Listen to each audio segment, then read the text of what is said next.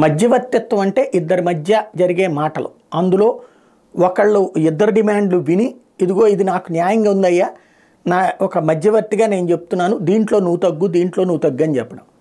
Russia ఇప్పుడు మధ్యవర్తిత్వ చర్చలు జరుపుతోంది. విచిత్రం ఏంటంటే ఇజ్రాయేలుడు ఎవడో వాళ్ళ దగ్గరికి రావట్లా, హమాసోడు మాత్రం వస్తున్నాడు.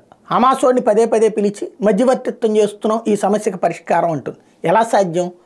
హమాస్ వాళ్ళకేమో వాళ్ళ తీవ్రవాదులందరినీ వదిలిపెట్టాలి, వాళ్ళ బందీల్ని మాత్రం విడిచిపెట్టరు.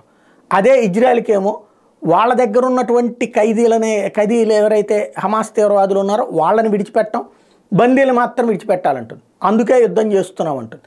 మధ్య మార్గ పరిష్కారంగా 1:3 ఒప్పందం గతంలో జరిగింది. ఇప్పుడు 1:10 అడుగుతున్నారు. వీళ్ళని 1:3కి తగ్గించేటటువంటి విధంగా పుతిన్ ఒప్పిస్తాడా, లేకపోతే ఇలాగ కాలక్షేపం చేస్తూ అంటే మరొక నోబెల్ శాంతి అవార్డుని పొందుతాడా అన్నదే చూడాల్సి ఉంది.